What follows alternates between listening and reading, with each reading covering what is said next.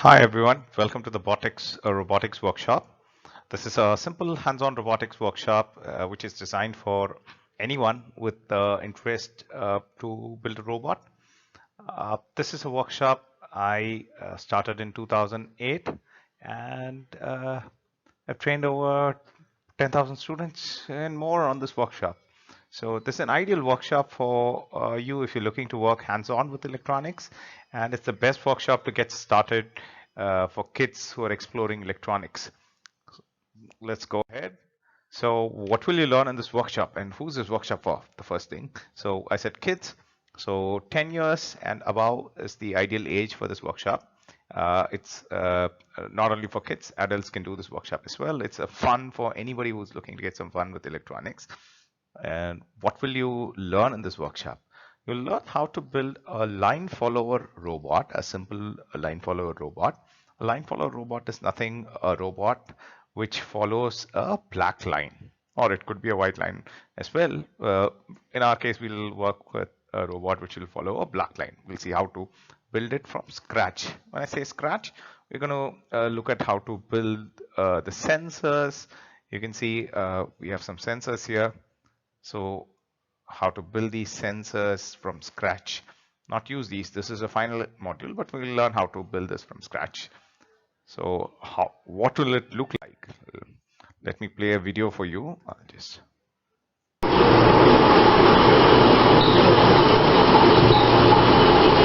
so you can see here.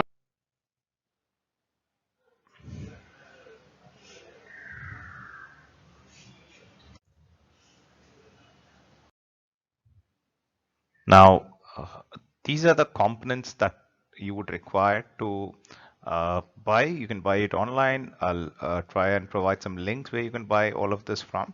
These are general components. The first part, there are three sections. The first section is the robot parts. Most of the time, this is available as a ready-made kit. I'll share some links.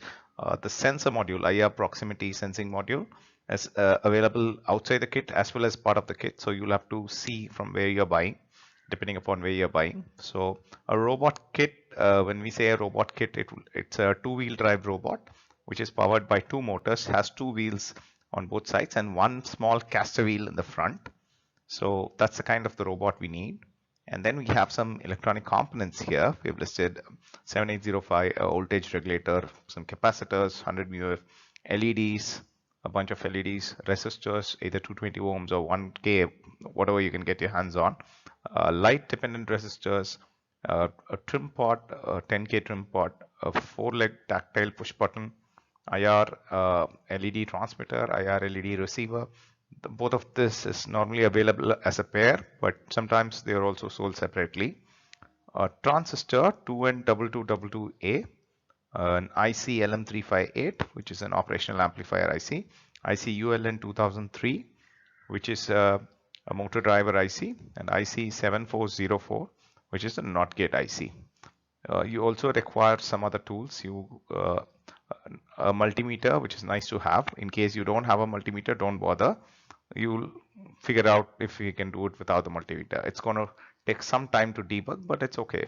Then you require a small screwdriver. This is not to adjust the trim pot. Then a 9-volt battery. Just get 3-4 9-volt batteries. 9-volt battery snapper. This is something which will plug on top of the 9-volt battery. So a couple of these. Breadboard jumper wires. These are wires which you can connect to use on a breadboard. You can use ordinary wires as well. You can, any kind of a single core wire will do. If you know how to strip it and use it, then there is a breadboard which is required. Let's take a look at how all these looks. So yeah, this is the robot components. So you can see these are, I'll highlight the BO motor. So what you have here is the BO motor.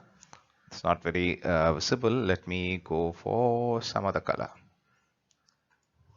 So you can see this is a battery operated motor, and this is a chassis. Now this is a partially constructed chassis. Whatever kit you buy might be different. It might ask you to construct. It will provide you instructions on how to build this robot. Then you have plastic wheels, you have a caster wheel. Then this is the IR proximity sensing module. Now you can look at the kit image. If this is not part of the kit, you can buy this separately. These are wires to connect this module to our circuitry. Ensure you get the wires because otherwise the connectors, finding wires from the connectors could be difficult. So let's look at the electronic components. So this here, the white thing here at the bottom with a lot of dots is a breadboard. Okay, so we'll go through the components from here. This is a 7805, a voltage regulator IC, which will provide us with a constant 5-volt supply. This here is a 100 μF capacitor. Normally when using a capacitor, the long leg is the positive terminal and the short leg is the negative terminal. So we'll be using this capacitor along with the 7805 to build our voltage regulator circuitry. This here is a LED, a light emitting diode. Again, the long leg is the positive terminal and the short leg is the negative terminal. These are some resistors. This is a 220 ohm resistor, but you can also use a 1K or a 10K resistor as well. This is a LDR, light dependent resistor. So, and this here is a trim pot, a 10K trim pot. You can see the slot here where the slot here, I'll highlight the slot here. So you can, sorry, I'm going to erase this. So yeah, use a lighter color. So you can see the slot here. This is where you can put a screwdriver and adjust the resistance of this.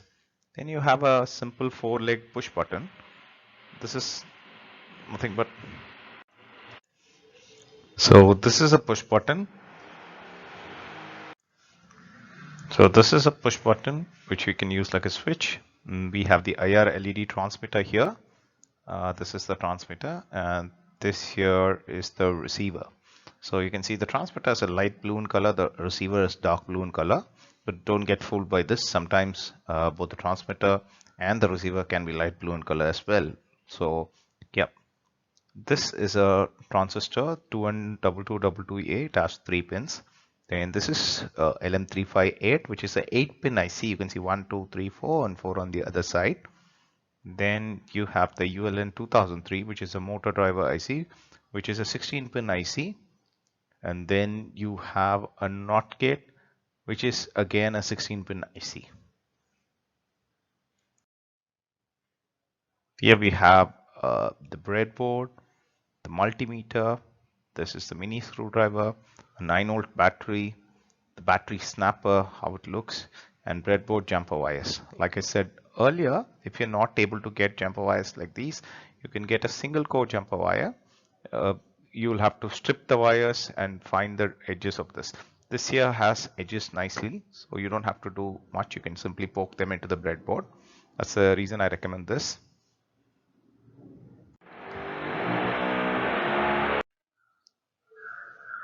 So here we have a breadboard. Let's see how it works. Breadboard is used commonly for prototyping in electronics, where it lets you plug in electronic components, a lot of electronic components, and plug connecting wires between them. So let's look at how a breadboard works. Uh, the first question is, what is a breadboard? What do we use it for? A breadboard is very commonly used for building electronic circuits. It's a good prototyping tool. So it has a lot of these holes, and behind the surface of the breadboard, these holes are connected. So you can place different electronic components in these holes, and wherever there is no connection, you can place a wire between two sets of holes to connect the components. This way you can construct circuits. Normally you would construct circuits like you can see we have the positive rail and the negative rail. This would be for the positive of the battery and the negative of the battery, similar to that here. So a circuit can flow from top to bottom. So we can construct, maybe place some component from here to here, and then another component from here to here, and then another component from here to here. It can also be wires, a lot of possibilities here. So it allows for flexible prototyping. That's the reason we use a breadboard. Now it has 2 rails at the bottom, top, and 2 rails at the bottom. These are called the power rails. You can see a long rail here, long rail here, similar to that at the bottom. The middle area is called the prototyping area, where we will place all the components. The power rails like 25 points across, like in this row are connected, and then there is no connection between this row and this row here, this 25 points here. Similar to that, there is no connection between the first row and the second row in the power rails. So each of this can be considered as a single power line segment. So like which has both positive and a negative rail. One row would be for positive and one row would be for negative. Like that, a breadboard has four segments. You also have mini breadboards which will have only two segments. You also have a smaller version of a mini breadboard which will have only, which doesn't have any of these segments. There are different types of breadboards, but this is a standard breadboard. So in the prototyping area, you can see the rows are not connected, the columns are connected. It's connected vertically. There are 5 points in a column, and all of these 5 points are connected. There is no connection between this 5 points and then 5 points next to it. If we require a connection, we'll have to plug a wire. So that's how we will place components. So also there is no connection between the top 5 points and the bottom 5 points. You can see here there is a clear no connection. Similar to that in the power segment as well, there is no connection between the left side and the right side, which we need to remember.